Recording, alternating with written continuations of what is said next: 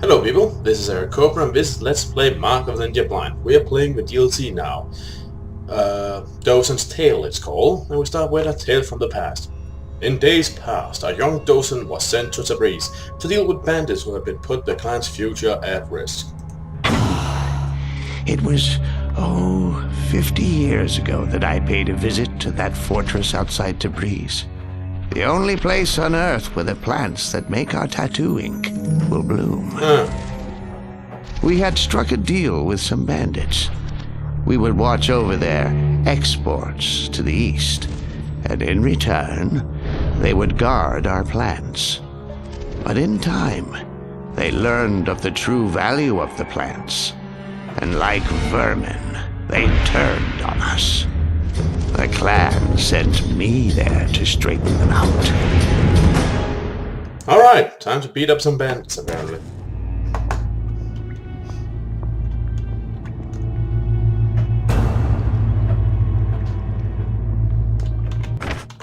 Alright.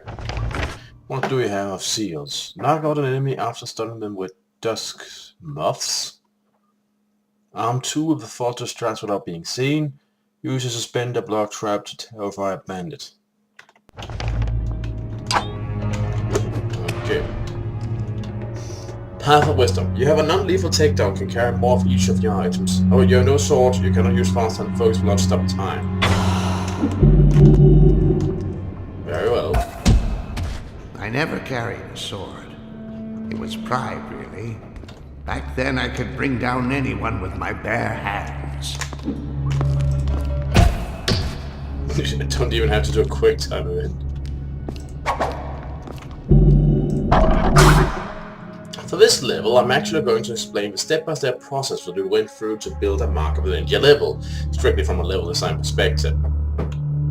There's a complicated environment art process that also needs to be done, and for this special edition level, our lead environment artist Megan Shaw did everything. So even though this rundown might seem complicated, there's a whole other pile of work that needs to be done, in parallel to all the level design work. For the main game, I built about half of the level, and Jason Drager did the other half, with Jamie Cheng helping out with bits here and there. Jamie did the majority of the awesome final level of the main game, for instance. Okay, with no further ado, the rest of the commentary will be a step-by-step walkthrough of our level design process. Oh, that should be insightful.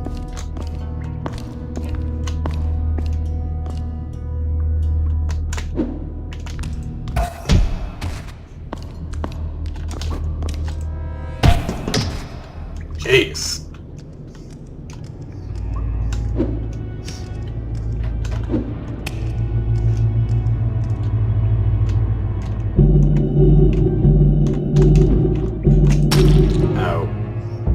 Well, that didn't work.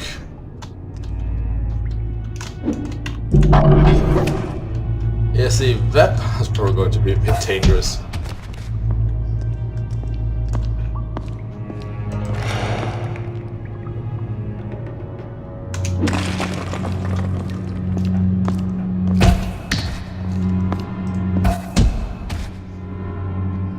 Ah.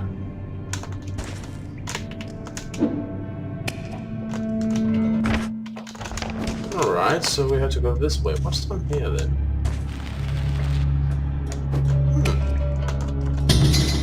Dusk moths. The color instincts will block target lights and disable struck enemies.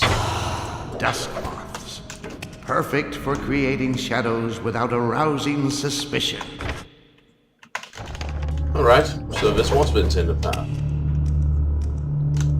What was the other way? It's a mystery.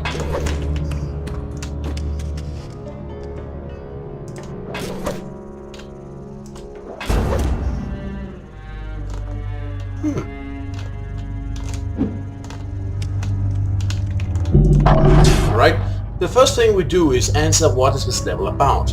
We come up with the gameplay concept the level is going to emphasize, how it fits in the game's story, what enemies and hazards might the level have, etc. Also we consider what the player goals in the level will be, beyond just moving left to right. With this special edition level, I'm sure that's what's an abbreviation for, we knew it was going to be in the Ruins world in terms of progress, so that defined the elements we would be working with. Then I drew a rough paper sketch of the level, which I reviewed with the artists. Then I created a more detailed paper version, roughly defining all the encounter spaces, that was reviewed again with the artist. After that, I fired up our level editor, which we call the Shank due to its original being used to create levels for our previous game Shank, and started to make the level for real. Say what you will about the game, you gotta admit that the authors put some effort into it.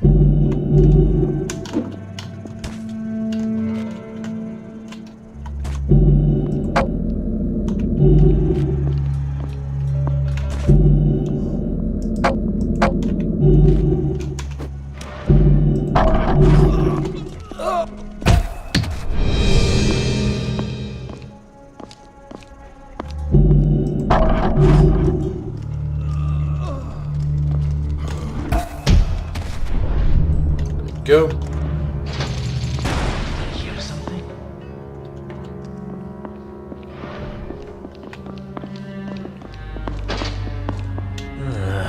Nothing.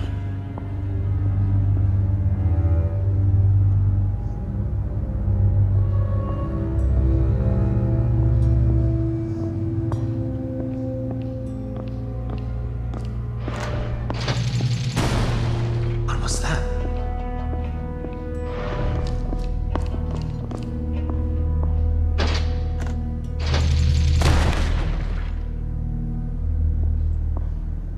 Somehow, that just knocked him unconscious. Don't ask me any questions.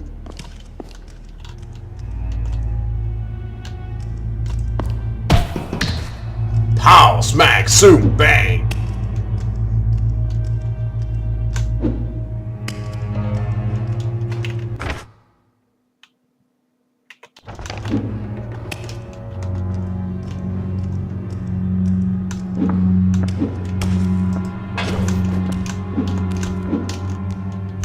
Oh wait, I think that's a... yeah, that's a vent.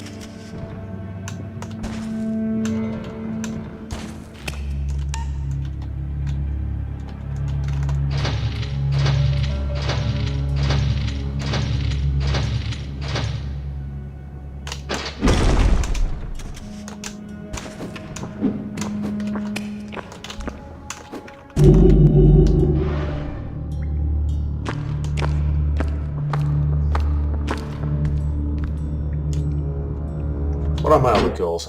Huh?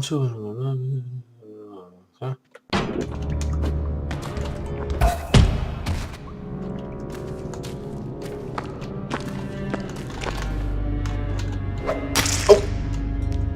Well, whatever.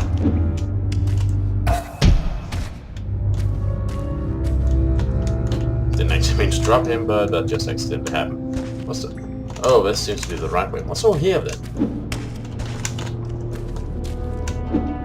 Nothing? Nothing, it would seem.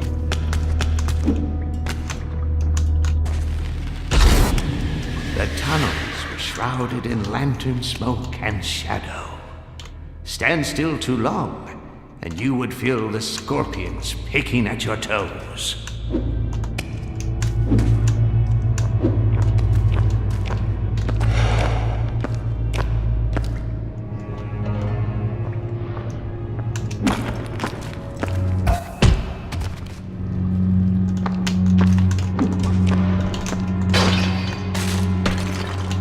Did I hear something?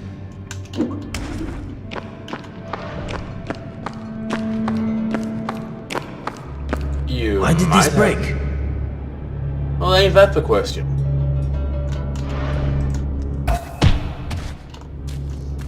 Why did you break?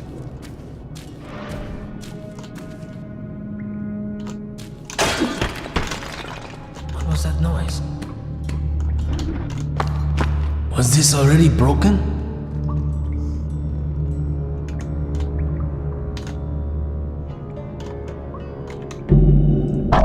Ah! There we go.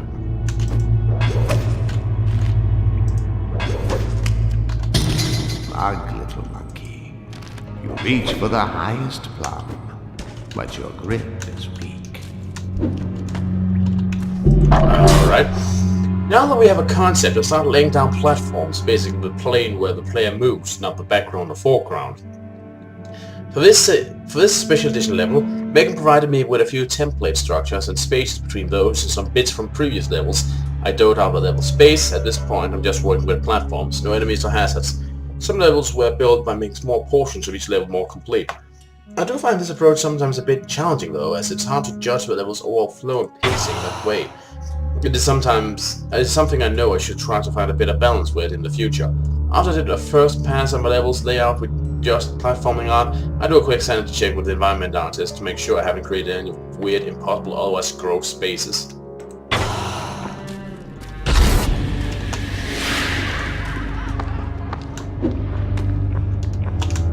Yes, come closer.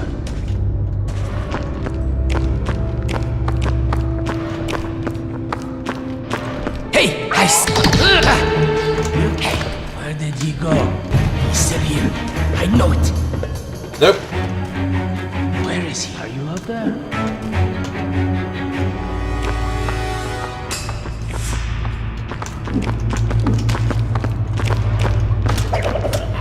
Someone is here. Okay, that was your own damn fault. You cannot hide forever. Oh, right now I think I'm doing a passable job at hiding. It's clear.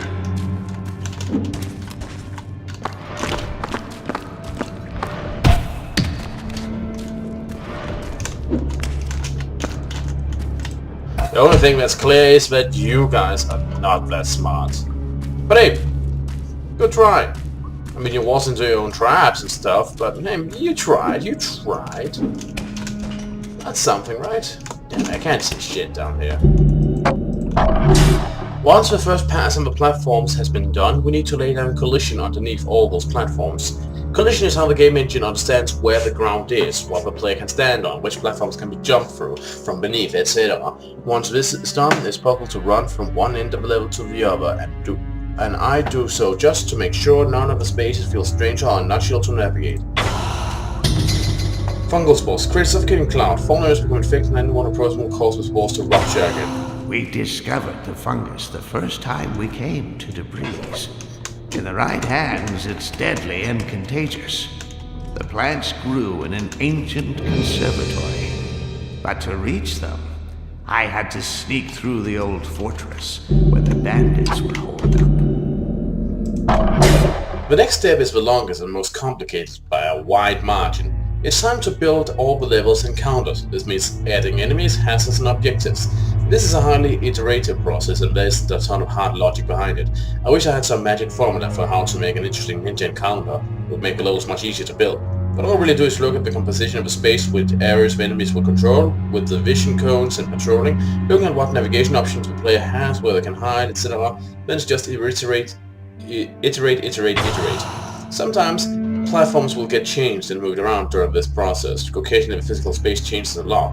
The ruined fortress building at the center of this special edition level was originally about 1/3 of its final size, and I ended up expanding it to the current size to emphasize the 3 different wings. Also part of this is setting up the objective, like having to arm all 3 sets of traps and such. Finally add all the checkpoints into a level, which again is very iterative and informed by playing the level and playtesting it with others. If someone downs in the roll their eyes in frustration how far back they were sent, it's time to add another checkpoint.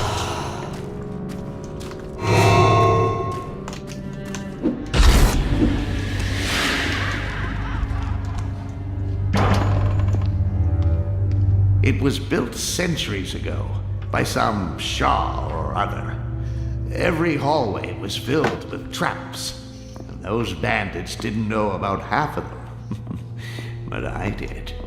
I knew where to find the 3 levers that armed the traps. The first would reactivate a bunch of old gunpowder bombs.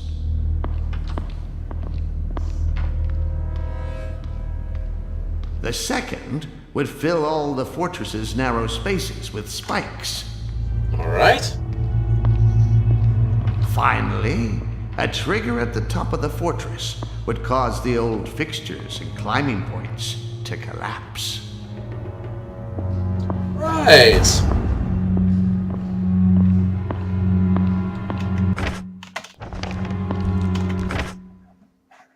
No, it's not like any one of them seems easier than the others. Let's just go.